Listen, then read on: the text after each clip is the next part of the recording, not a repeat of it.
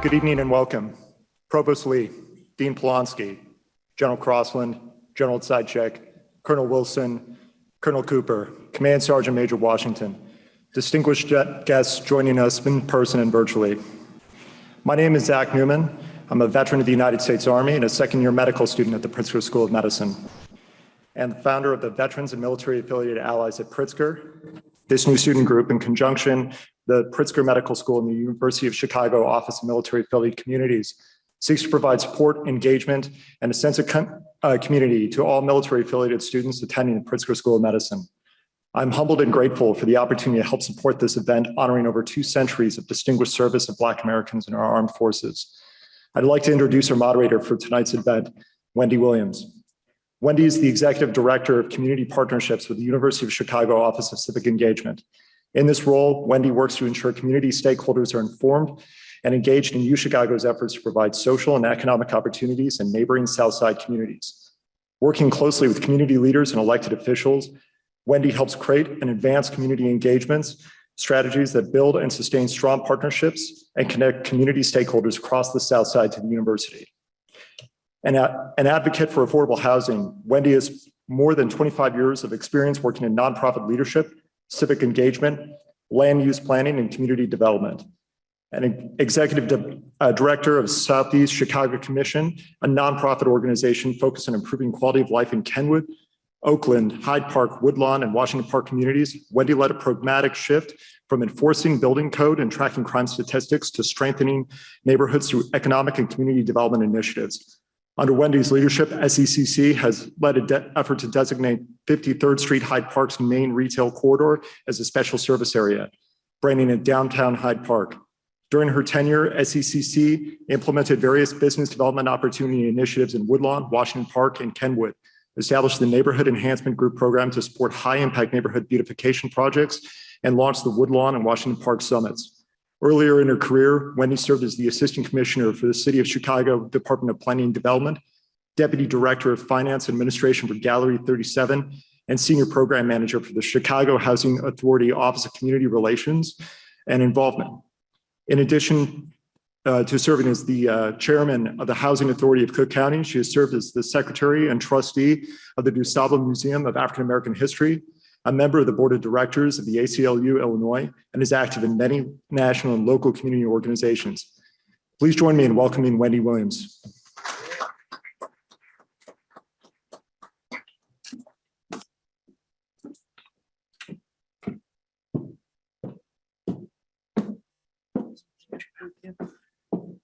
Good evening, everyone. Thank you, Zach. The military affiliated community is honored and grateful for your support. I am humbled and honored to have been asked to moderate such an esteemed panel.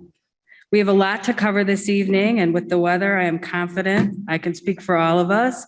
We are eager to hear and learn about your experiences and contributions to our nation. To set the context, let me share a bit of background about our guests. Major General Talita Crossland, Colonel Kenneth Wilson, Colonel Gary Cooper, and Commander Sergeant Major Tila Washington. Major General Talita Crossland is the Deputy Surgeon General of the United States Army and Chief of the Medical Corps. She is the graduate of the United States Military Academy, the Uniformed Services University of Health Sciences, the U.S. Army Command and General Staff College, and the Dwight D. Eisenhower School for National Security and Resource Strategy. Major General Crossland entered the Army as a medical corps officer in 1993. She is board certified by the American Board of Family Medicine, a fellow of the American Academy of Family Physicians, and a recipient of the Surgeon General's A Proficiency Designator. Dr. Kenneth Wilson is a native of Baltimore and a graduate of Emory University and attended medical school at the other HU, Howard University in Washington, D.C. Dr. Wilson has worked for more than a decade as a trauma and acute care surgeon for both adult and pediatric patients, including most recently at the Hurley Hospital in Flint, Michigan, as Director of Pediatric Trauma. Dr. Wilson has a long history as a military surgeon and is currently a colonel in the U.S. Army Reserves, while he has had multiple deployments to Iraq and Afghanistan. Dr. Wilson is an active researcher and has been widely published on topics including military trauma and trauma surgical outcomes. He is also interested in the association between race and socioeconomic status on trauma-related health outcomes. He currently serves as our director at the University of Chicago's Trauma Center. Please welcome Dr. Kenneth Wilson. Colonel Gary Cooper was born in Albany, Georgia. He enlisted in 1986 and served as an active duty enlisted soldier until 1994. He received his Bachelor's of Administration under the Green to Gold program from Savannah State University and completed his MBA in General Management from Touro University International. Colonel Cooper completed the Reserve Officer Training Corps program as distinguished military graduate and received his commission in August of 1996. Cooper's military education includes the Combat Casualty Care course, AMEDD Officer Basic course, Medical Logistics Management course, the Capabilities Developers course, and the Command and General Staff College. He attended and graduated from Senior Service College, SSC, at the U.S. Naval War College in Newport, Rhode Island in 2019. He currently serves as the Medical Recruiting Brigade Commander. Welcome, Colonel Cooper. Commander Sergeant Tila Washington is a native of Champaign, Illinois, and in 1992 enlisted in the U.S. Army as an information technology specialist. She has served in positions from squad leader to section chief, all Army track team member, and drill sergeant, serving in the 122nd Signal Battalion, Camp Red Cloud, Korea, the Electronic Proving Ground, Fort Hacha, Arizona, and the 2nd Battalion, 60th Infantry Regiment, Fort Jackson, South Carolina. In 2003, she changed her career path and became a member of the U.S. Army Recruiting Command. Since her transition, she has held every position from recruiter to operations sergeant major. In 2018, she was the only sergeant major out of 30 other candidates to be selected to attend the Penn State Fellowship Program at the Sergeant's Major Academy, where she taught in the Department of Army's operations for the last 3 years. She currently serves as the Command Sergeant Major for the 3rd Medical Recruiting Battalion. That's incredible. Congratulations. Please join me in welcoming our distinguished guests.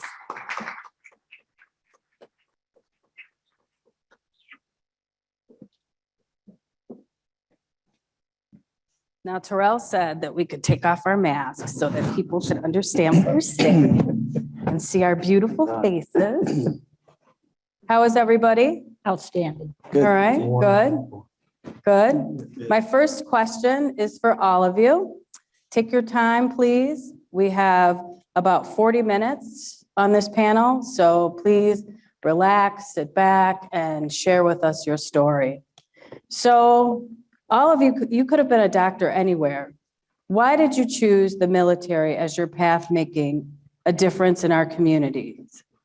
Yeah, thanks for the question. You're welcome. I'm not surprised I've been asked that question before. And so I'm going to preface it by it's not like a cool, sexy story. The reality is I'm from Queens, New York. I always wanted to be a physician since I was about 5 years old. I've never wanted to be anything else, so I can't explain the why behind that, just is. As I was preparing in high school with my pre-med course, I filled out a reply card from the United States Military Academy, West Point. Mm-hmm. And it was one of the first reply cards I sent, and they came to me. And then there was a dialogue, and then next thing you know, my parents were there, and they were telling me what a great opportunity this was. And I said, well. Your mom wasn't apprehensive? No, I have a sister 1 year, 8 years younger than I am, 1 year, 8 days, right? You figure that's 2 kids in college. This is a way to get an education Mm-hmm. at a prestigious school I come from a family, no one in my family's in the military, so it was a bit foreign, and they were excited. And so I said, well, I'll give this thing called West Point a try, but can I be a doctor? And they said, absolutely. And that's how I ended up in the military. Why I stayed, we can talk about a little bit later. Okay. But I ended up, I'm sure we all have different stories, but it wasn't like a long-term dream. It was kind of something that just happened. And I've took advantage of it, and it has, as you read my bio, it served me well. Okay, Dr. Wilson, what about you? So my story is, I was one of those kids that played every sport, and the one that was near and dear to me was wrestling. So it required you to be kind of a cardiovascular beast to be a wrestler. And I was just fascinated that there was this little You like pump. pinning people down? Yeah, I like winning. And there's this little pump in your chest that if it stops one time, you die. Really? And I was just so fascinated how the heart keeps everyone alive. And I just wanted to know anything and everything about the heart. So medical school seemed like the right way to do that. And I went to medical school wanting to be a cardiologist for that reason. And obviously I pivoted from that to someone who will fix injuries to the heart. The marriage between medicine and the military happened when I realized that's a lot of money to pay back. And so I wish I could tell you it was a story about heroics and service to country. But, Providence smiled upon me because, as I'm watching the World Trade Center burn, it changed the reserve duty to probably 50% of my career being served in uniform. And I could have gotten out just by the commitment probably 2 years after that. But there was this connection to the military, this connection between being a trauma surgeon and recognizing that I actually had a skill set that could actually bring people home if I kept going. So that's kind of the marriage. As long as the back is strong, I'll keep going. So that's kind of how the two came together for me. Colonel Cooper, what about you? So, ma'am, for me, around the junior year of high school, I was really focused on I'm gonna play football. Okay. I'm gonna max this thing out, and I'm gonna Right. get a scholarship, so my parents don't have to pay for college. I That's got it right. all As a figured out. parent, thank you. But I would tell you, you always got to have a plan B, Okay. because I ended up getting hurt. Bad accident, and football's taken away. So now it was, what's next, Coop? And my parents even talked to me and said, hey, babe, we love you dearly. We can't help you with college. You got to figure it out, young man. That's right. And sure enough, a cousin of mine, we talking to some other cousins. And they really, I like the fact that they said it would be a good foundation for you, Coop. Not saying go there and do 20, 30 years, but a good foundation, and you get to see the world and decide what is the true niche and destiny for you, and then go for it. Now, were any of them in the military? One was Army and had got out. The other one was at that time currently serving in the Air Force. Okay. So just the right knowledge and probably communication and information that I needed. And how did your folks feel about you going to? Oh, my mom was like, how do I put it? She said, it's like going to war. Why would you go to war? Why would you choose to go to war? I mean, that was really her thing. I'm like, And what'd your dad say? and my dad was like, he'll be okay. Let him figure it out. This is a toughen him up. Back then that was, do something and figure it out and be tough about it. So, and it's so ironic that my dad didn't even tell me his MOS when he was in. I'm sorry, what's the MOS? I'm sorry, medical, I'm sorry, yeah, occupational specialty. Okay. I picked the same one he picked when he was in. When I came back, he said, well, you pick what I picked. It was a petroleum supply specialist. I said, well, Dad, there you go. It's like father, like like father, like son. So it was matched. And I think at the end of the day, he was proud, but he was nervous for me, especially didn't know quite how far you travel, where you're going to go and do and stuff. So, but other than that, my biggest champions and support are those two. I mean, sending me texts, writing me letters, to get through, because I thought basic training was a really different world than where I come from. Waking up early in the morning and people want you to work all day. You're like, who does this? This is different. Yes. All right, Sergeant Washington, what about you? Well, there I was in my junior year of high school, Okay. and my teacher said, well, what do you want to do with your life? I said, well, I want to go to college. But at that time, school wasn't important, so my grades weren't that good, and I didn't know how I was going to get to college. And so she said, well, maybe you should go talk to the Army recruiter. And so I did. And so I joined the Army Reserve, went away to basic training between my junior and my senior year, and then I came back and decided to, instead of just taking the college money, I decided to go on active duty. The Army has given me opportunities that I didn't know existed. And I am so grateful for my teacher and the experience. And here I am 31 years later, still serving. So how do you harness that and share it with other young ladies like us to get us to want to go? Well, looking back on my life, coming from very humble beginnings where no one had ever gone to college before, I try to stay active in the community and meet people like myself to encourage them and let them know that education can open doors that nothing else can open. And I have been thankful and grateful to have those doors open.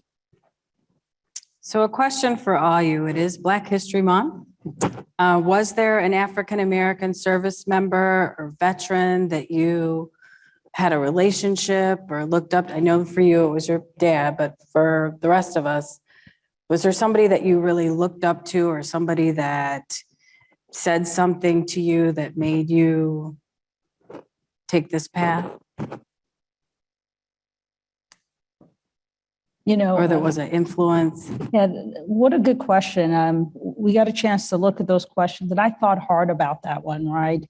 The honest answer is no. And that's okay. You're right. At the time that I went into the military, I'm from an urban area in New York City, not a big pocket. Mhm. I think at the academy at the time, gosh, there had to be of African-American females in my cohort, couldn't have been more than 10 or 15 Mhm. out of 1,200 that went. I had a neighbor who had served, next door neighbor, and he would salute me. He was so excited. He was a principal. He was so excited once I was going to West Point, and he handed me this book that I still have. And it was a list of all the African-American general officers. It looks like a flag, the book, I still have it. And he gave that to me. And he was just beyond himself that I was going to go to a service academy.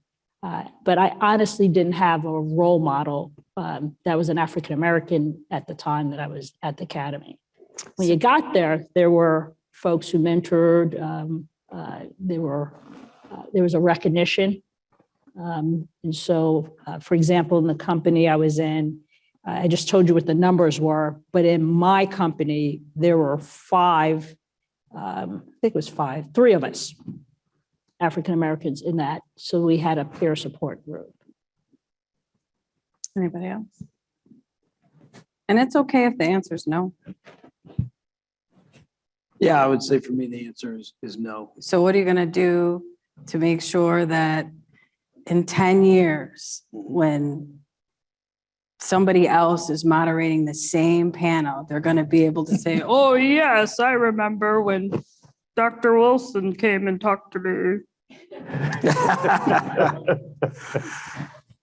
Yeah. I guess you're asking me specifically now. So, so to your point about that, you could have not even been specific about mentorship in the military. It's about mentorship in general. And so to answer your question I think that's exactly what it is that as I got into the military and I realized that there weren't many people who looked like me, Mhm. There weren't that many people who looked like me who did not go through the enlisted path.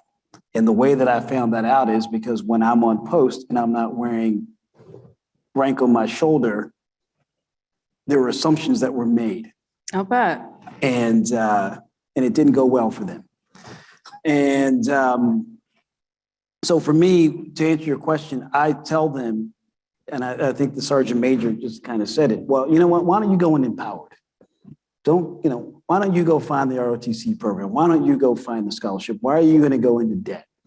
So that is kind of how I've pivoted my lack of mentorship, is to tell these kids, you don't have to grovel at the table. You can go be Colonel Cooper, right? And, and push yourself. So, I had the Sergeant Major, just 5 minutes before we talked about the conversation, that just you showing up yesterday at the Sophie Hotel, there were women saying, she's killing it, right? So that's what I'm hoping.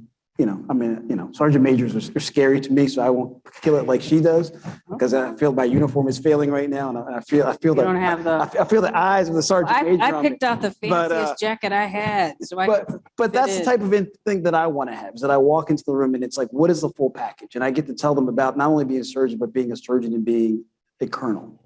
And that's what I hope it is just mentorship. Although I didn't have any, I want to make sure that people have it. And no matter what they choose, whether or not it's military surgeon, that somehow I've had that conversation with them. Cooper, what about you? Ms. Winnie, this is a good question. You heard me say a little bit about Dad earlier, Mm-hmm. but I really see it as, I think mentorship is the key. And I love leadership, I tell people. But just as important as your leadership is your humanity.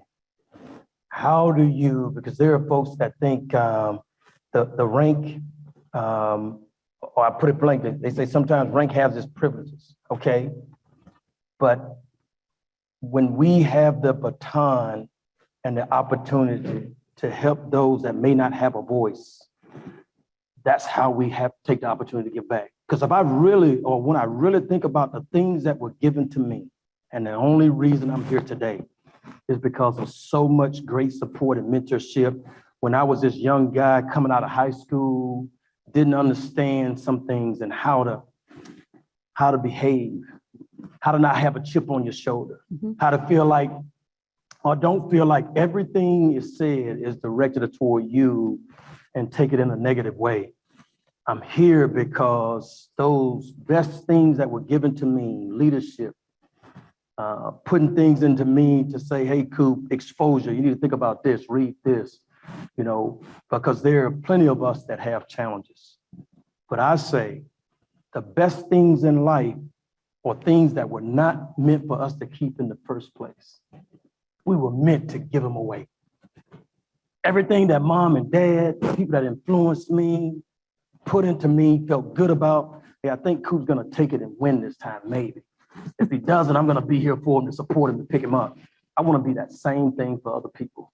Because sometimes too often when people make a mistake, we are ready to say, uh-oh, that's my gotcha moment. I got you now. Yeah. Versus how to pick them up, dust them off, and they'll win for you. They will not forget about how you made them feel. And that's what I really feel about it. If it was given to you, give it away. Yep, I agree. Sergeant Washington.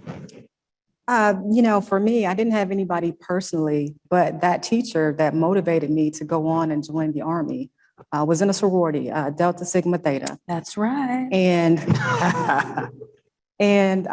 so she was able to get in contact with some other people. And I was able to have a short conversation with a woman by the name of General Hazel Johnson Brown. Mhm. And she was the first Black female general, and also the chief. And she was a Delta. Exactly. And so I was very honored to have that conversation. And I was honored because those women surrounded me with love and made sure that I was able to do something that was going to help my life. And so, of course, when I did go to college, of course, I did become a Delta. And that conversation and those women will forever be in my mind and in my heart. And because of them, I feel like I must pay it back. I think I don't want to cry. I'm a Delta too. the message is giving back. And I think the other message is living positively with what you have.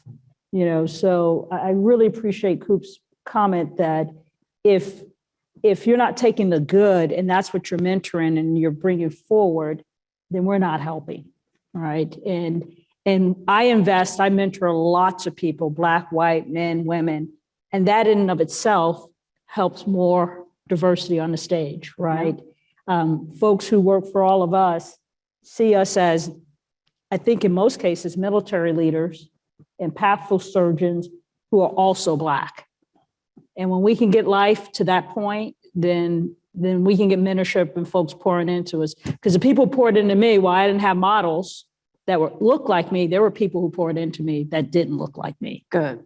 Right. And so embracing that and then really wanting folks to enjoy what we've had because we've done it in a positive way is in answer to your question, how we get more on the stage. Right. Thank you. Can you tell us exactly what the Army Surgeon General Office does? and how does your work impact our national security? Really interesting. I know I'm like totally changing question. the. Yeah. Okay. So without a whole bunch of acronyms in a way that's meaningful, right? Thank you. I work for the Surgeon General of the Army, who's Okay. Lieutenant General Scott Dingle, Okay. who had the opportunity to be here with all of you. And by the way, is a wonderful human being and leader. And his job and my job in supporting him is to make sure that our Army and everything in it medical. So Kent will tell you he's in the reserves and I'm in the active Army and we're one Army. So General Dingle and I look at all of it to make sure we have what we need to go to war. And in medicine, I call it a continuum of care. So from point of injury, where somebody is injured on a battlefield, all the way back to the United States, we're responsible for the care of that service member, whether it be Army, Navy, Air Force, Marine, sometimes a civilian, right? We're responsible for that care. And there's a system that does that. And we're responsible for that system as well. And as a portfolio, if you will, it doesn't just touch hospitals and clinics and all. It touches recruiting. So one of our medic colleagues sitting right, it touches bringing in talent. Right. It touches training talent. It touches researching. It touches equipping. And so I love my job. I call it frequency hopping. Any day we could be talking about a patient population and how we're going to get better access to care and how we're going to deliver on a CPG, a clinical practice guideline. And in the next breath, we can be talking about how we're going to put an emergent package together to provide OB care in the air as we evacuate Afghanis from point of injury or point of event is probably a better way to say that, all the way back to Germany and the United States, right? And so it's a very broad role. What a huge responsibility. It is a huge responsibility with a whole bunch of teammates, many to the left, many out in the audience, that does that for our Army. So that's what we sign up to do as our part of the contribution to the National Defense Strategy. Got it. Dr. Wilson, the next question is for you. So in 2019, UCMC and the Office of the Army Surgeon General launched the Army Medicine Department Military Civilian Trauma Team Training Program here at U of C. And a little bird on this panel said that UC was chosen because we had the secret sauce. And I'm not talking about Colonel Sanders. So can you tell us about this training program and what is this secret sauce? Well, so the training program was the conversation about having this partnership was already in place. There were a couple of sites that already existed. And so as I was learning about the sites, it really was, as all things in the military, preserving the fighting force. And so when you think about what are the common injuries that you're going to see in a war battlefield, it's penetrating injuries. Is what? Penetrating injuries, Okay. gunshot wounds, Right. indirect fire, since the war in the Middle East, improvised explosive devices, the same device that we now see, that we saw in the Boston Marathon. I mean, this is the thing. So it's about kinetic energy at this point in time, something that's going to blow up and injure and cause multiple injuries. So when I was in Washington, D.C., looking at some of the centers that were, kind of vying for this, and I'm looking around going, blunt trauma, rural trauma, no, having been in Afghanistan at that point in time 3 times, saying, what does the south side of Chicago offer? The unfortunate thing that it offers is that kinetic energy, is the penetrating trauma, not the same ballistic energy of wounding, the cavitations. But what are the commonest injuries that we see in Afghanistan? Drop lungs from injuries to the chest, exsanguination from extremity injuries. So if I'm going to take someone who's on an active duty post, right? Because, I'm reservist, but when I put that uniform on, like, no one is saying shoot him or her because he's a reservist or he's an active duty. We're all wearing the uniform, we're targets. So if I'm going to teach someone how to bring home the sons and daughters of America who get penetrating injuries from a leg, IED, injuries to the chest, what better place to partner than the University of Chicago? So you asked me what the secret sauce was? It was just being here. It was easy. It was easy to tell the Army that when it's not just the injury, point of injury, it's how do you mitigate the burn? So, Dr. Lee's not in the audience today, but you come here to Chicago and you're talking about how do you seal an injured cell? Well, polymers is the answer. Well, guess where we study that? At the University of Chicago.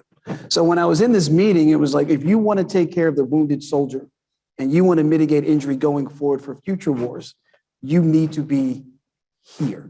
Yeah. Because we have all the components. If you're talking about the things that the military can help with, is we're just talking about being mentors. Right. We need mentors here. And what is more disciplined than the military? So for me, I don't feel like I had the secret sauce. I just, by the grace of God, landed at the perfect place at the right time.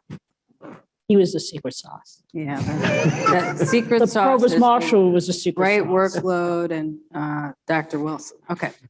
Colonel Cooper, Yes, ma'am. we hear about the great things that service members accomplish in our armed forces, but not so much about those tasked with recruiting those heroes. How does your role as Brigade Commander of Medical Recruiting Command complement the Army's mission? Oh, Ms. Whitney, great question. Thank you for that one, because the right off the muscle, I'm just going to tell you, it's a total team effort. Okay. That's what it takes. No one person has all the innovation that it takes to win. Great hearts and minds to be on this team. Other than that, I would tell you, for my command sergeant major and I, how do we continue to go around the footprint, which medical recruiting is all over the U.S. with a few key places in Europe, Hawaii, and Alaska. So a large footprint to get around and seeing all of the great recruiting officers and NCOs that's, working hard to win America's best on what I know I'm biased here, but I think it's one of the great teams with the great opportunities. And then for us, how do we help train, to come up with different ways to do better advertising and marketing, make awareness, because now as we go around, some folks, matter of fact, the last time with 3rd Battalion, we were at Kent State University. So we get an opportunity to talk to the professors and deans, and they were like, we've been teaching for the last 15 to 20 years, and we didn't know about your scholarship program. I have students that are so interested in this and want to be surgeons or nurses or optometry, veterinarians, on and on. And, that makes us feel like, we got to continue to tell this message, work even harder at getting the message out. But we have a great team that's so committed to winning hearts and minds. And at the end of the day, I don't think the average person, man, wakes up and says, you know what, let me go try healthcare at Chicago University and see if it works. Mhm. When they show up, they're having usually time their worst day, and they're looking for someone that's having their best day to return those sons and daughters back to their families. So what are some of the challenges you face with recruiting and identifying us, people of color? Whew, ma'am, I think the challenge is, sometimes we're used to what we've always done. Mm-hmm. And now we don't know what we don't know, meaning from the standpoint of some of those universities, I'm going to call them out, those HBCUs, or historically Black colleges. Get into those colleges and tell them about the Army as an option, not a last option, but one a primary option as you look at all those things that you want to dream of being. The Army's got to be in that conversation. So I think that's the challenge. Where are those pockets that we're missing? Because we're used to those big, what we call the priority one schools that we're going to all the time, the big universities. But where are those priority, low-hanging fruit organizations or universities Right. that really need some scholarships and need someone to tell them about this pathway as an Army? It doesn't have to be 20, 30 years, Right. but as a good foundation to achieve, I say achieve excellence and your dream and destiny in life. So that's what I would say is the challenge for us a little bit. Thank you. Sergeant Major Washington, you have reached the highest rank that an enlisted member can obtain in either of the branches. As a Black female service member and enlisted person, what are some of the challenges to recruiting people of color?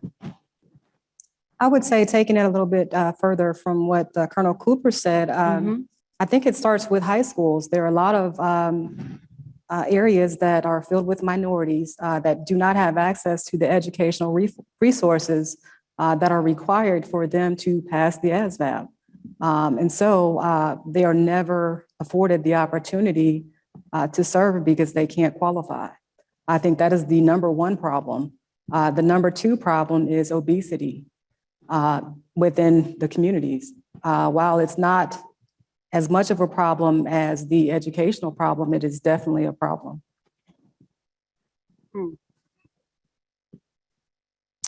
General Crossland, you have reached a rank that many officers spend a career trying to achieve.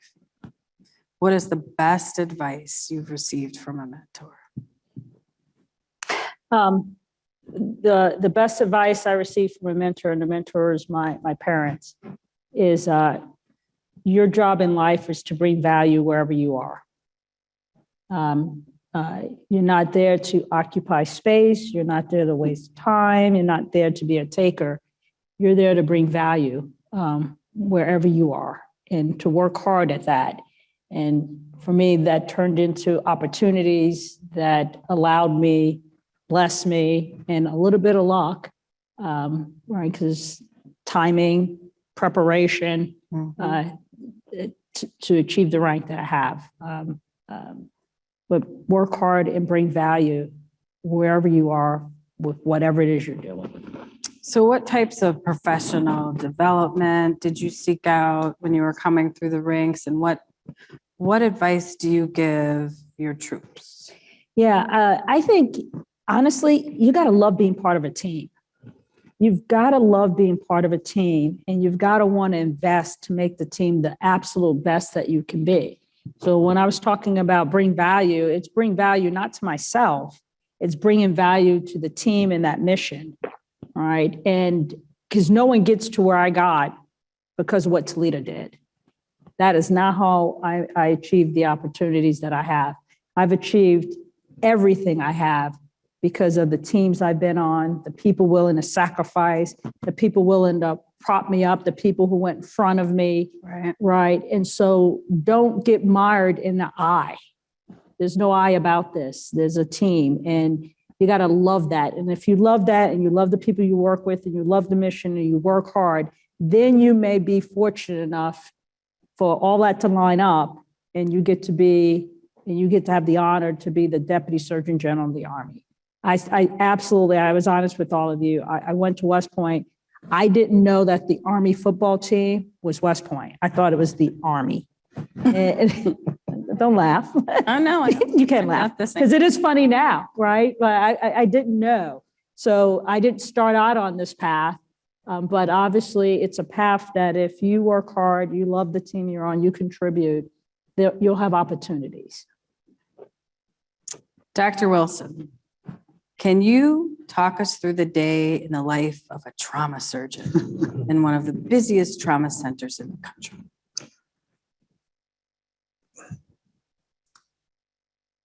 I will talk you through snow on the ground. So fortunately, this keeps everybody at home. So I'll walk you through a summer day Yeah. where everyone's out of school and the sun's getting ready to go down in Chicago. Because if I gave you a typical day of a trauma surgeon, it would be atypical for Chicago. And what I mean by atypical in Chicago is that they come in bunches, they come in waves. What I found growing up in Baltimore is that if someone was mad at you and you had words and fists weren't enough, you shot each other. What I found in Chicago is that if I want you and you're standing next to someone, I don't care about the person next to you either. And so sometimes that translates into something that I hadn't seen growing up. My mother's 5'1" and she could stop a fight between two grown men because that was the respect we had in those communities back then.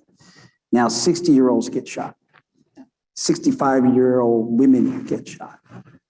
The father holding the 2-year-old gets shot. And I wish I could tell you that during the summer, that wasn't a typical day of a trauma surgeon in Chicago. It's atypical somewhere else. So what that translates into is, as the general mentioned, the team approach is. The typical day is we make each other better. As I mentioned in one of our earlier briefings is I can not look to my left or to my right. It's like being a good point guard and knowing where everyone is without looking at them. But I know that Colonel Plackett's down the hall. I know that Commander Hampton's down the hall. I know that I can call prayer precaution in 5 minutes because we have drank the Kool-Aid, so to speak, of what we believed the mission was when we set up. We're going to set this up to look like an FRST evacuating a mass cow.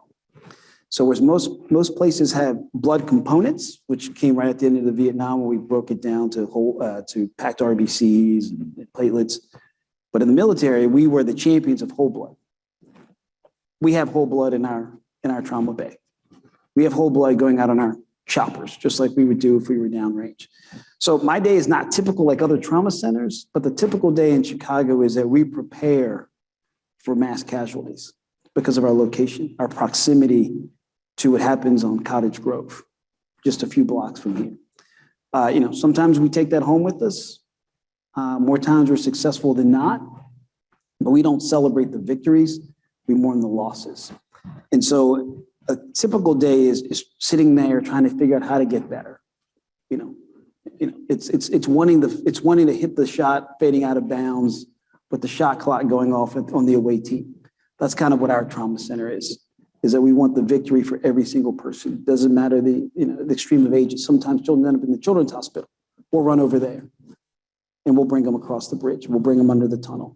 Right. So not a typical day every day, but I just want to give you our worst time of the year, which is the summer, which is a typical day, unfortunately, for what we do.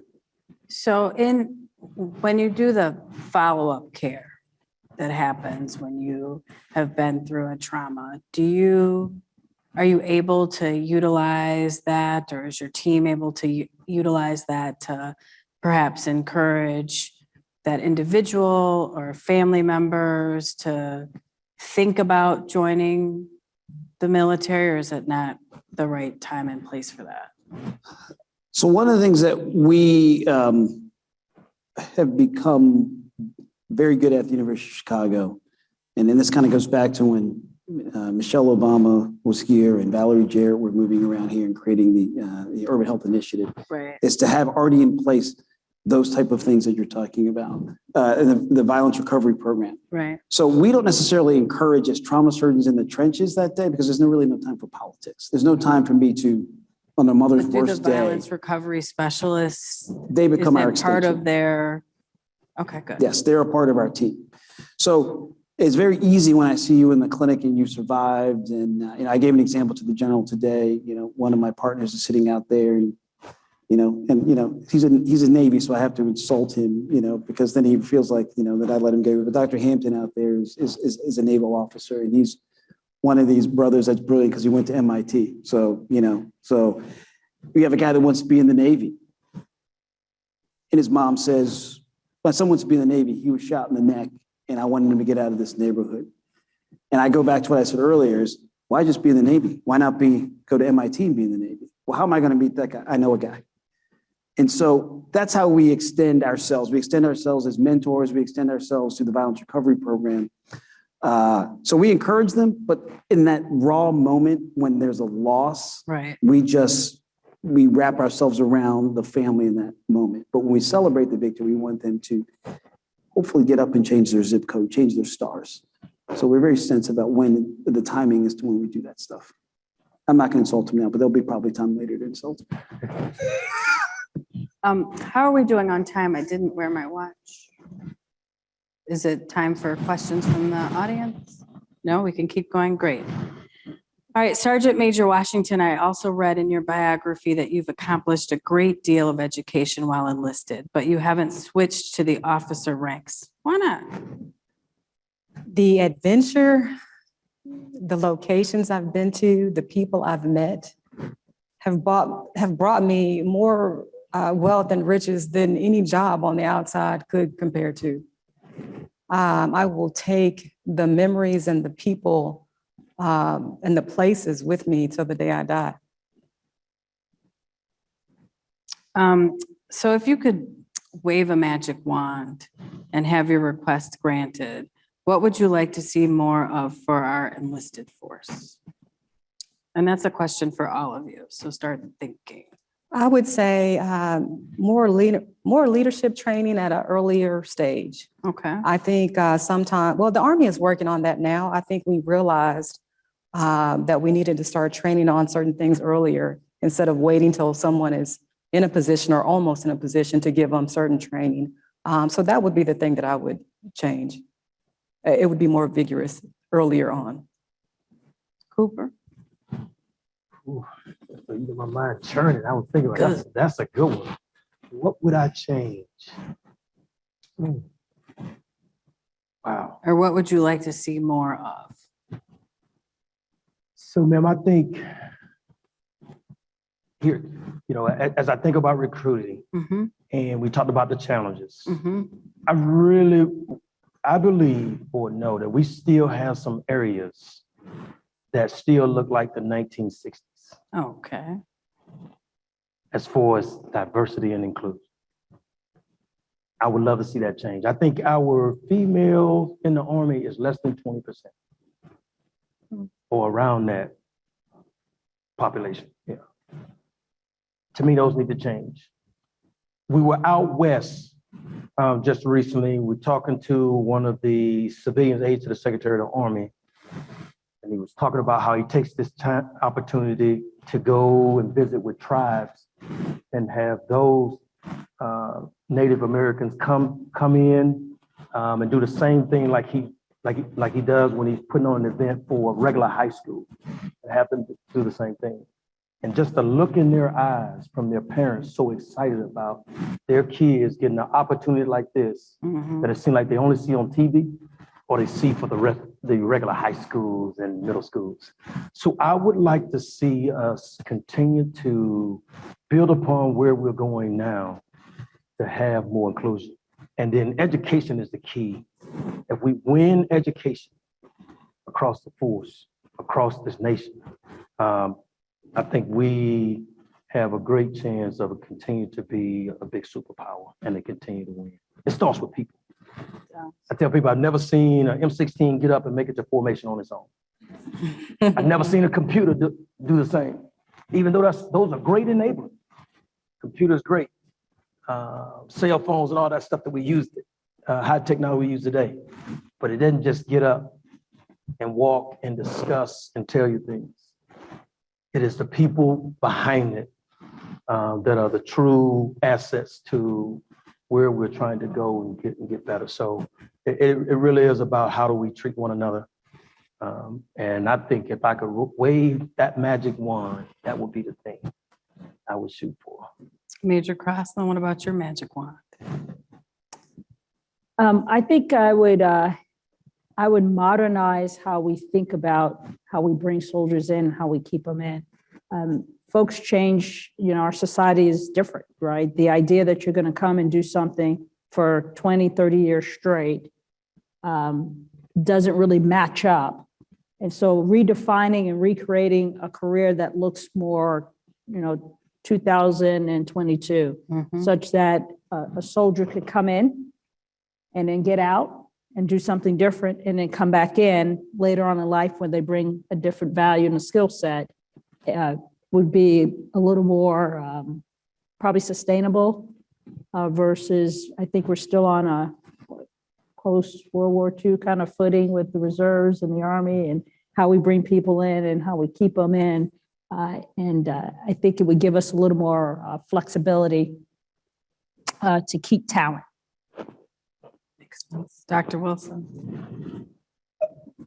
I'm going to echo what Colonel Cooper said about diversity and inclusion, because, right, as I said earlier, and as you alluded to, that, the sergeant major, command sergeant major is, one of the most respected and most revered posts in the Navy. And you have I keep saying it's soon to be 3-star general, African-American female.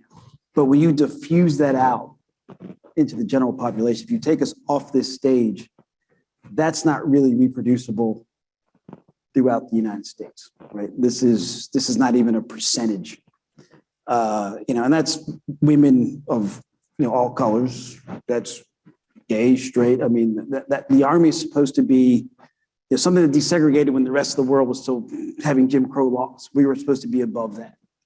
And one example that I give from my personal time is that I've been downrange with airborne units. It doesn't matter if you're sitting, in the valley where they're rocketing you, you're going to salute. Right. And I've gone as the senior most ranking person on the base, and people will walk by me, but salute my white lieutenants. So in the mindset is that they don't see me. And then when I would point it out to my officers, and then they would turn around and look at that, and these are good guys. This is a reserve unit from Connecticut, blue state. And then they would blame me. Oh, well, you had your head down. Right? But then again, if you put my head down, what's in the middle of my forehead is my rank. Right? And I think it's because we've grown comfortable with this panel not being diffusely located throughout the Army. So in other words, you're not saluting me because you're saluting my lieutenant, because you're looking twice to see if he's in charge. Right. But in reality, I'm in charge. So I like to see that. I like to see more diversity and inclusion where it's not such an anomaly to see people who look like us in charge when the Army was desegregated so many years ago. Wow. I would really like for our members of the audience to have an opportunity to ask any questions that you all may have. So are there any questions?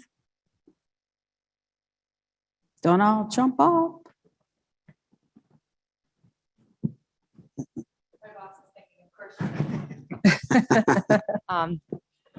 Tell us your name. Yes, ma'am. Well, good afternoon, distinguished leaders, or good evening, actually, at this point. I'm Lieutenant Colonel Crystal Ballou. I'm the battalion commander for the 3rd Medical Recruiting Battalion. That is my great Command Sergeant Major sitting on the end there, Command Sergeant Major Tila Washington. So as we have this opportunity tonight to celebrate Black History Month and the accomplishments and history that surrounds this great month that we get to celebrate, my question actually is for Major General Crosland and my great Command Sergeant Major. About 2 Saturdays ago, a little background information, I had the honor of attending an enlistment and commissioning ceremony at Xavier University with General Garrett, who's the commanding general for FORSCOM. And we're standing around in the room and I'm seeing these young 17, 18-year-old high school grads, and their parents, they're about to enlist in the Army. And I see this one mom, this Black female with her young 17-year-old Black daughter with her. And I walked over because the mom, I could see some apprehension in her body language. And my boss, Colonel Cooper, and my CSM could tell you because they know me very well. I am an obnoxiously outgoing individual. And I see this young female standing there and I think to myself, here's an opportunity to instill the values and the family and everything we do here in the military. So I decided to go over and talk to them, introduce myself, approach them. And when I'm asking the mom, I'm talking to the mom, I said, how are you feeling? What are your thoughts? Is this your baby? Your baby's about to join the Army. And I said, how does that make you feel, Mom? And I said, she's going into a male-dominated profession. How does that make you feel? And she said, she looks at me, she said, I'm scared to death. She goes, and on top of that, she goes, my daughter's going into a male-dominated profession and she's a Black female. And in that moment, I thought to myself, how do I respond to that? I'm not the right person. I can respond to it from a female perspective, absolutely. So I did my best to give her comfort and talk about how females can succeed and we can do great things in the military and we bring a different perspective and sometimes in leadership positions. But Major General Crosland and Command Sergeant Major Washington, I would love to hear your thoughts and perspective and what advice that you would give that mom as two successful Black female leaders in the military in a male-dominated profession.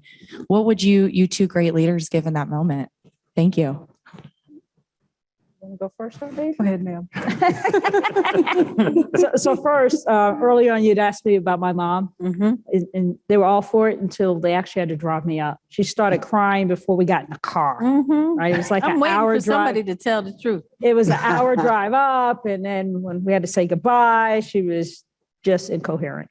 But it turned out okay, right? It turned out fine. The first thing I'd say is just as a woman in general and African-American female, I don't spend a lot of time defining myself based on my race and gender. This is who I am as a human being. And the advice I give, and I've had this conversation more than once, is be careful of carrying other people's rocks, right? I don't walk into rooms going 1, 2, right? I focus on the value I'm going to bring and to sit at the table like you belong, because you do. It starts with a lot of confidence and that self-worth. And I will tell you, I've been blessed. I know everybody doesn't have that. And part of that mentorship is building that, is to build that up so that you're not walking into a room already believing you have so much more to accomplish than everybody else in the room. That's a huge burden to carry. And I refuse to carry it. I always have. Why? Because I was more scared of my parents and disappointing them than anybody else in my life. So you couldn't bring more pressure on me than the investment they had in me to do good, bring good, right? And so be comfortable with who you are. Don't be outside of who you are, and have confidence, bring value, right? And her daughter, and then I'll say in generalities, women, right? And women of different backgrounds, bring value because you bring a perspective that rounds out the team so that we can perform better. No offense to the gentleman to my left, but I can tell you who's having the conversations about uniforms in the military. It's the men. Because women wouldn't come up with the uniform that cinches at the belt, right? And But you bring value in a deployed setting. I think all of us could tell stories about how women can get into a village and have a conversation, and as part of our national defense and our ability to build coalitions or build a relationship or to get in the door. Right. A woman can do something that may be very difficult for a man. And a woman of color may be able to bring a unique perspective that's different. And so what I would tell that mom is your daughter is going to have vast opportunities that she can't even imagine. I couldn't imagine the things I've gotten to do. I'm like Sergeant Washington. I mean, the people, the places, the things, I didn't know that when I was 17. So when you guys are thinking about recruiting, how are you relaying this message? Because as an African-American woman, as a mother, I would never, until now, I'd never thought about either of my kids joining the military. Yeah. Like it just never has crossed my mind. So I'm sure I, like many, it's probably never crossed their minds. But not being privy to this conversation until now, like how do you get that out there? We do this, right? We go to schools. We live a good life that makes others want to be like us. We have teammates that don't look like us that amplify it, right? You just have to do it. It's hard, but this is why we're here on a snowy night in Chicago from DC is to do just that, right? Yeah. So Major Washington, I want you to be able to. So I have to echo what the general said. Sure, racism exists, but I don't have time to focus on that. I don't have time to focus on the fact that I'm a woman surrounded by men, because if I did, I wouldn't have time to be great. It's just not possible. And also, like she said, that's a heavy burden and bag to carry around with you. And I'm glad that my commander actually asked that question, because it brought back this memory of a quote that General Hazel Johnson Brown said. And the quote was, race is an incidence of birth. And she said this at her promotion. I hope that the criterion for selection didn't include race, but competence. And so I spend my time making sure that I am competent so that I deserve the promotion that I get or the position that I get. And I try not to focus on that. And the people that I mentor, I try to instill a sense of pride and confidence in them so that they are on the same sheet of music. You know, the thing in African America that's coming through is what the military offers is an opportunity that you deserve to have. Simply put, it's an opportunity that you are deserving to have if that's what you choose. And getting our community not to see it through fear and through barriers, it really is an opportunity that all of us on the stage have taken advantage of in some form or fashion. That's what I want to share, right? I want to share it's an opportunity. And there are things I've gotten to do. My sister says if I get another degree, she's calling 60 Minutes, right? If I get another degree on taxpaying dollars, she's calling 60 Minutes, right? So that would be my message to the mom. Ma'am, can I pull the thread on that one a little bit? Because Absolutely. you threw recruiting in Go there. ahead, Cooper. So here's what I tell, well, first of all, we need more women, because I have recruiting officers and NCOs out there say, hey, sir, the place where I'm at, we have young ladies that want to join the team, but I got all male recruiters and they want to ask some pertinent questions to them. How does it work as a single mom if they're a single mom? How does it work if I want to get pregnant in the military? What happened? What time I get?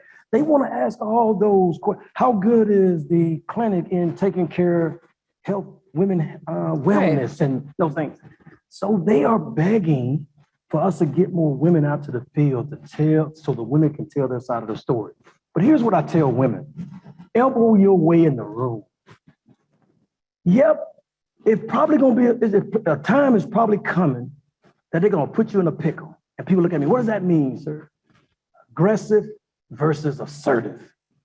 One minute they're going to say you're assertive, you're all in a bag of chips. The next minute, oh, she too aggressive, we can't get anything done. But I tell them, elbow your way in the room, just as the general said, but be yourself, be authentic, and don't be afraid to have sidebars afterwards. And here's what I tell the male in the room: stop, only listen to your male counterparts. You know your female soldier just brought that up 10 minutes ago and you overlooked her. Soon as your male counterpart bringing it up, you are all over it. Stop it. Let every voice in the room be heard. It matters. It counts, because your female soldiers bring a different perspective that your male soldiers would never be able to comprehend. And they need to be able to listen. And that's the best communication you have. Listen. When we say the word communication, we automatically think that is, let me start talking. No, listen. You'll gain some knowledge and you'll see how you can operate different in the environment and incorporate that value-added female That's 20% of our Army population, but we need 100% of her thoughts and ideas. And that's the way I put it. Are there any other questions from the audience? Yes, sir. Go right ahead.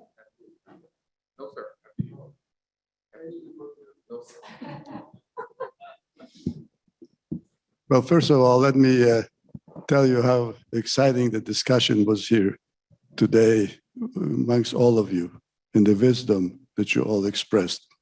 I was fortunate enough to run into Deputy Surgeon General, and I told her that I read her biography, which is pretty impressive, but also about some speeches that she made, which I found on the internet. And one of them she referenced today about carrying the rocks. That's the one I was referring to when I met you over there.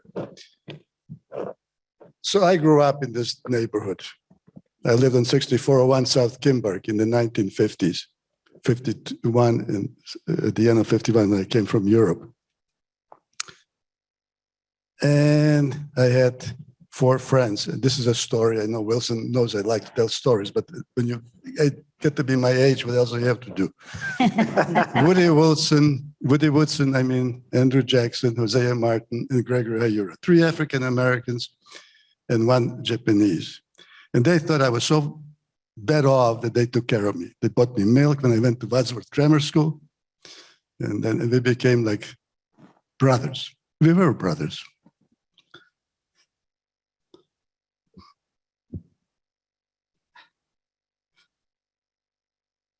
So anyway, what I'm coming to is that I was here for all my training at the University of Chicago. I saw all the trauma, fighting between the Blackstone Rangers and the Disciples. That's the names of the gangs at those times. I got to know all of them, all their leadership. I was here at chief resident for three years, and then they appointed me assistant professor before I even finished my fellowship. And I got together with these guys. One of them was Lacey Garrett, who was a second in command of the Disciples. I said, why are you fighting with each other?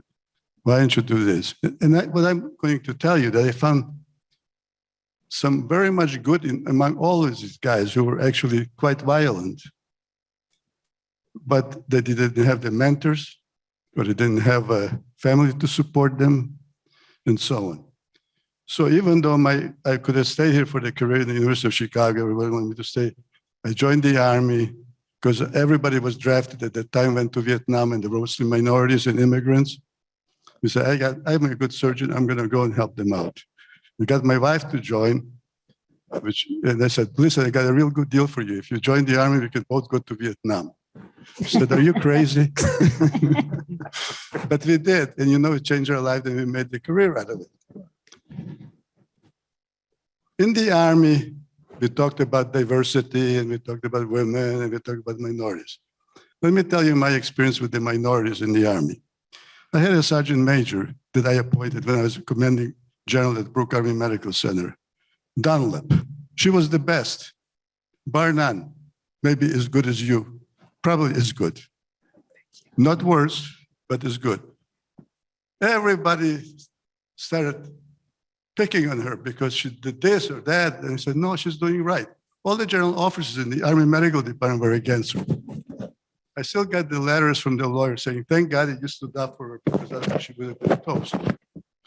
Then I became general officer. I was on the promotion board. And I was supposed to write a report about what did I learn? I said, well, what did I learn? I said, there are a lot of good people that were doing so good. They were walking on water, and then all of a sudden they fell into the basement when they get to some command up in Alabama, wherever, whatever you want to pick. They said, they're just not right. So I get a call from Lieutenant General Stroop, who was desperate at the time. And he says, Russ, you can't write all these things. He said, are you ordering me not to write? I said, no, I can't do that, but be careful. I said, well, I'm writing it. Guess how many times I got asked to be president of the board after that? 0. I won't go into the details of a lot of other things. And now I come back to this neighborhood. So I come back here. This is the University of Chicago. I come here, and my wife and I are on the visiting committee, meeting with the dean. They say, what the hell happened to the trauma center? they made it happen. But it is the best one now because we have people like Wilson and others. And so where do we go from here? So this is the Black History Month. Now, what I did when I was at the, for Dietrich, I invited all the grammar school children and high school children from the local communities to come and visit for Dietrich. And we showed them all that's possible. And then I did what Wilson is doing. I looked through history. He said, but guess what? The African American did this and this and that. And they were all excited. We should do that here. It's not enough to get people to come here and give a speech. That's nice. We had lucky enough being in Washington, we had Elijah Cummings and Lewis, civil rights guy, who were my friends, to come and speak at Fort Dietrich. Colin Powell, who wanted me to work for him later when he became Secretary of State. They said I'm too old. But you can get people to come. Look, we have a future Surgeon General here. She doesn't believe me, but I know she's going to be Surgeon General. Trust me. And she deserves it because she's got a heart and a soul. So we need to work together. And a caution to all the people who go overboard in the other direction. There are a lot of white people who are nice people, who want to help people. Don't call them bad names. It only gives fuel to the bigots to say, you see what's happening? I mean, if you go around Chicago, what do you see in the department stores? What do you see on the buses that are driving? African Americans. They're kind, decent, compassionate people. But what do the bigots do? They point to a few crimes, breaking here and there, and they say, and they paint the picture, a broad picture. So it's careful. I think the Deputy Surgeon General has it right. Don't focus so much on one thing that you alienate a lot of other people who have the best of things. My friends like General Gorman, General Thurman, General Sullivan, who were friends of mine for other reasons than just because I was in the Army. I convinced them they should work very hard to make sure, give everybody opportunity to include the gay people and so on, because, you know, it's like, don't ask, don't tell. I said, what the hell is that? What does that mean? I mean, you know, if Israelis could have people who are gay serving in the military, we should too. There's a constructive way of doing it, and there's a destructive way of doing it. So I won't go on because otherwise I was going to other speeches, and God knows when this evening will end. Thank you. Thank you, sir. Ralph, did you have a question? Yes, ma'am. I actually had first I want to thank General Russ for his comments, again, for always being truly supportive of the military affiliated community here. But I wanted to give a comment to Colonel Blue's statement about women leaders. So of course, in the Office of Equal Opportunity Programs, we are led by a woman, Bridget Collier, who is phenomenal in the work that we do in equal opportunity programs. And of course, our fearless leader, Provost Kaid Lee, who is the provost of Giving University of Chicago, that allows us to do this spectacular work, not just for the military affiliated community, but several other communities throughout the University of Chicago who may be underserved. So I want to give them a round of applause as well. And then we had one particular question from the chat. So forgive me, I was pulling it back up here. And this actually pertained to Colonel Cooper and Colonel Wilson. Again, the question was, how can members of the audience, including in person as well as virtual, support recruiting and initiatives for the hospital? So you're the recruiter. I'll let you go first. I'm going to put it like this because General Vereen had a leadership professional development and he had the young man, and the name escapes me, so I apologize for that. But they were doing an analysis across the U.S. And General Vereen comes on and says, hey, let's just cut to the chase. What is it that we're not doing that we should be doing?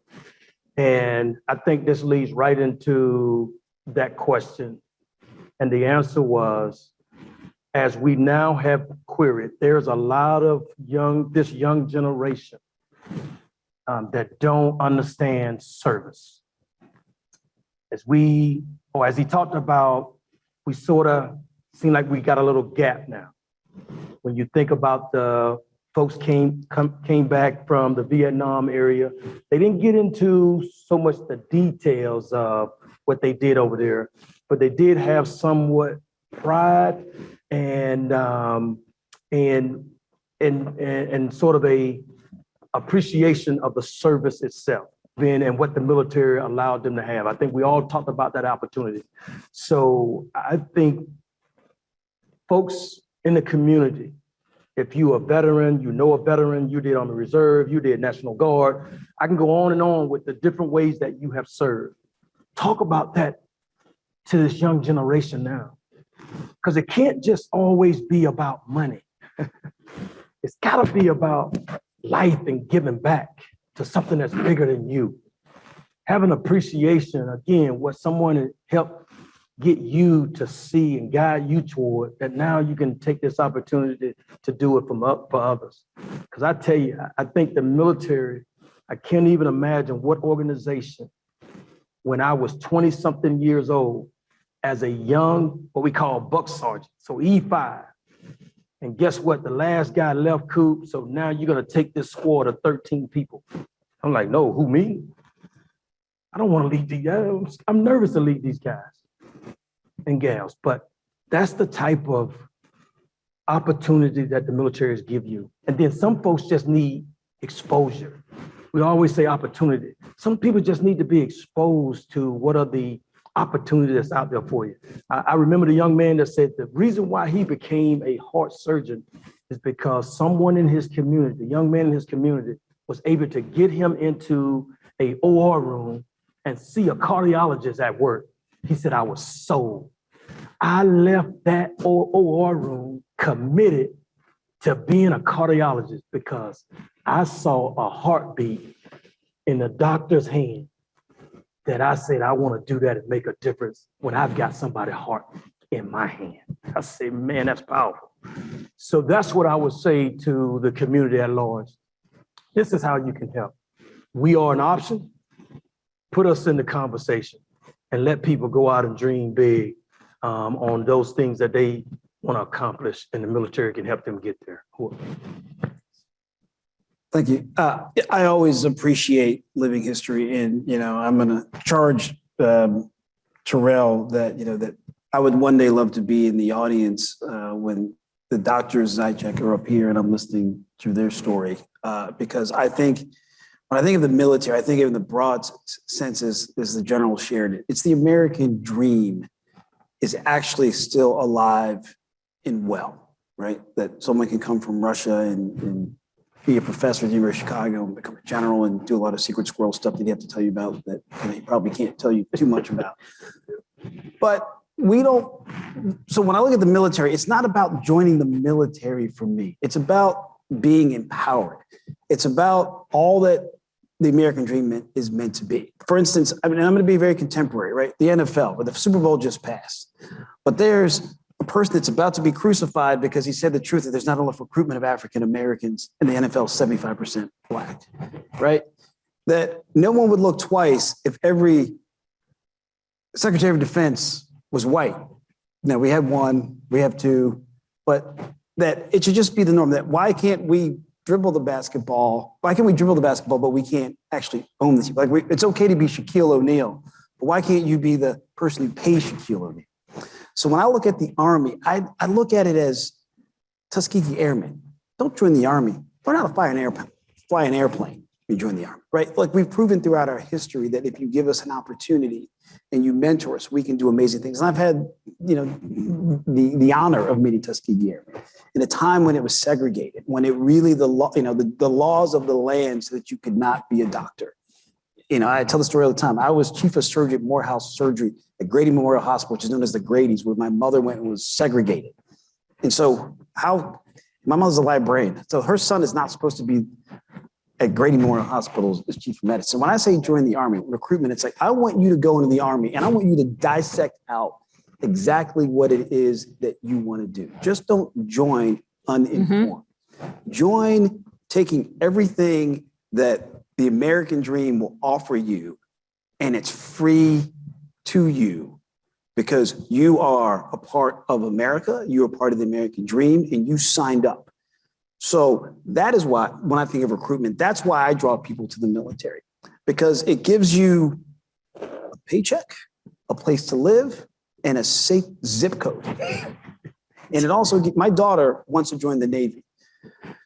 I don't know what went wrong, David. Maybe you can talk her out of it.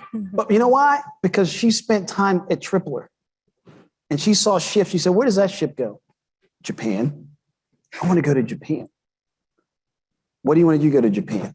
I think I want to learn how to use computers. So she has a very specific reason for wanting to join the Navy, not because, well, the uniforms are pretty, you know? So that's my recruitment piece, is go to these kids, pick their brains, and tell them how what's in their head ties into the American dream for success and sets up their family, not just for Tuesday, but for 2 decades. So that's how I see recruitment into the military.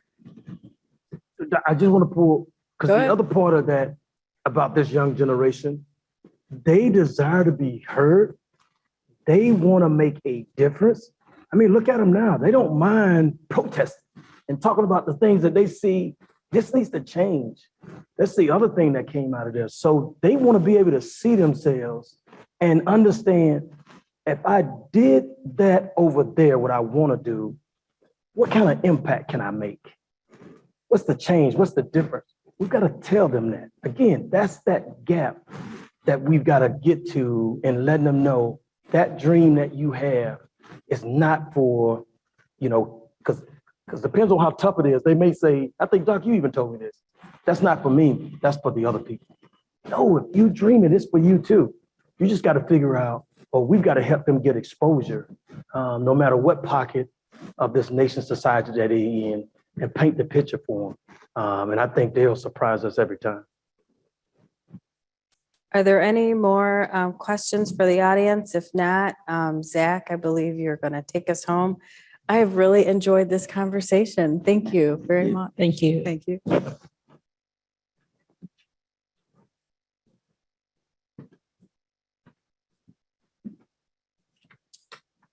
As we close out our program today, I'd like to thank several partners who have made this program a success this year. Special thanks to you, Major General Crossland, Colonels Cooper and Wilson, Command Sergeant Major Washington, for sharing your experiences with us. We're grateful for your continued service to our veterans and service members. Our partners at University of Chicago Medicine, Office of Civic Engagement, International House, including Denise Jorgens, Deb Jasinski, Jocelyn Garcia, and Connor Christensen. And last but not least, the University of Chicago Office of the Provost, Equal Opportunity Programs, Office of Military Affiliate Communities, Provost Lee, Bridget Collier, Scott Velasquez, Mitchell Kitlaus, and Terrell Odom. Their continued reach and engagement with the military affiliate communities is having an impact at the local and national level. Thank you again to our moderator, Wendy Williams, for your support for the work of our nation's heroes. Thank you to all the veterans and service members for the past and continued service to the country.